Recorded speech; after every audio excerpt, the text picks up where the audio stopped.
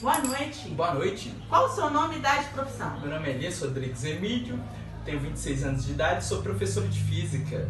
Professor Elias, como você prepara suas aulas? No início do ano, todo professor ele faz um documento chamado Planejamento Anual, no qual a gente lista todos os conteúdos que a gente vai trabalhar em sala de aula e também a previsão do número de aulas que a gente vai gastar com cada conteúdo. Para cada aula eu faço um pequeno resumo dos tópicos que eu pretendo trabalhar durante a aula, tendo como base o documento elaborado no início do ano. Isso é meu planejamento anual. Ah, interessante. Por que você se interessou por essa disciplina? Eu acho assim que física tem um toque de misterioso. Porque a física é a parte da ciência que dá dos princípios básicos que regulam todos os fenômenos naturais. Vida, tudo que você aprende na aula de química, biologia, tem como base princípios discutidos na área da física. E eu acho assim uma coisa bonita, tem um certo apelo estético. Isso que me chamou bastante a atenção quando eu era estudante no ensino médio. Entendi. Quais são as suas expectativas quanto aos seus alunos? Olha, a minha expectativa com relação aos meus alunos é que eles aprendam alguma coisa, mesmo aqueles que futuramente não vão ter uma profissão ligada à área da física, que a física de certa forma contribui para o enriquecimento cultural deles. Por exemplo, pautas assim bem voga na mídia atual, como a questão do aquecimento global, por exemplo, uma discussão detalhada de determinados assuntos, meio ambiente, tudo envolve certos conhecimentos físicos.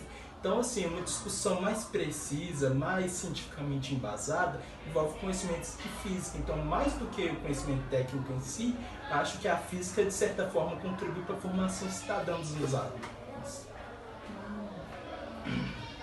Que recursos você recomenda se eu quiser aprender mais sobre essa disciplina? Basicamente, os recursos que eu recomendo é lápis, caderno e livros. Porque eu acho que, num primeiro momento, a gente precisa ter contato com a disciplina. Você pode, assistir uma videoaula na internet, ler livros sobre o assunto.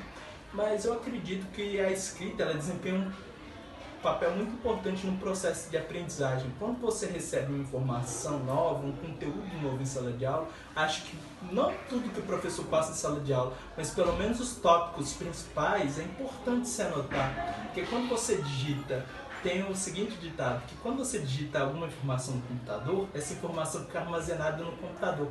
Quando você escreve uma informação que você julga importante, essa informação fica armazenada aqui, no nosso HD, no cérebro. Então acho assim que leitura ou, assistir vídeo, alguma forma que interesse uma primeira natureza, mas do ponto de vista filosófico, a gente pode trabalhar num campo mais abstrato. Por exemplo, eu posso pegar uma maçã vermelha, posso pegar uma rosa vermelha, mas a noção de vermelho, por exemplo, é uma abstração que a gente faz de objetos que apresentam uma característica em comum. Então, se você chega e me pergunta o que é a realidade, eu te pergunto o quê? De que ponto de vista? Científico? Filosófico? Filosófico.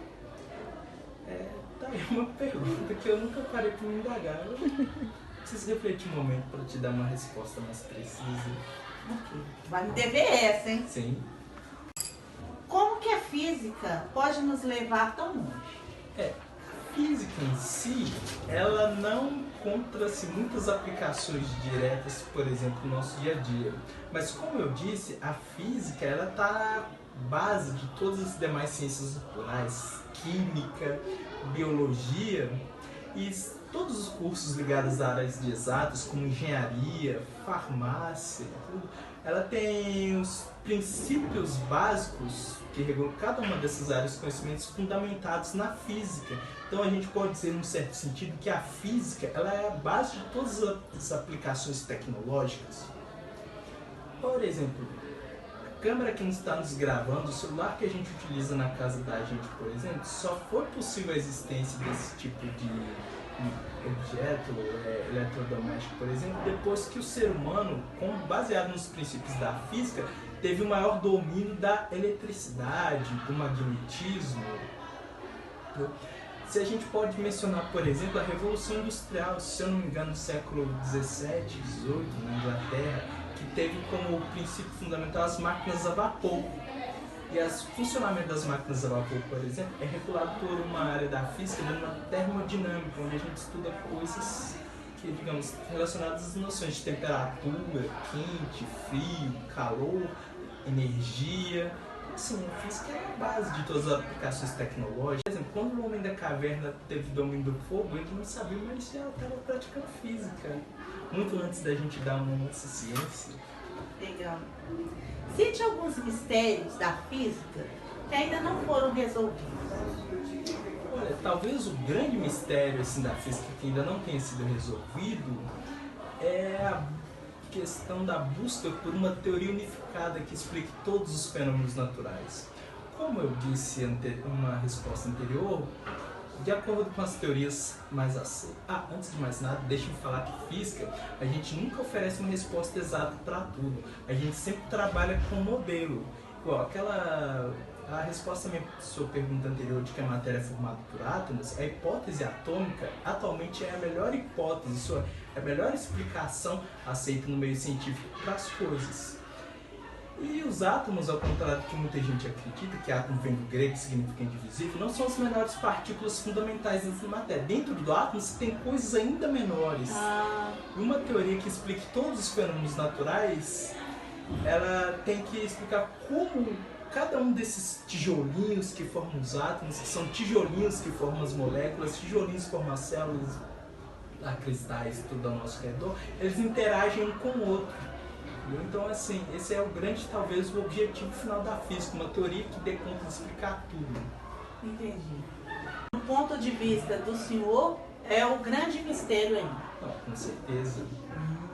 Tanto é que eu só tive curiosidade, o famoso físico Albert Einstein, no final da vida dele, buscou uma teoria para tentar explicar todas as coisas, acabando não sendo bem sucedido. Entendi.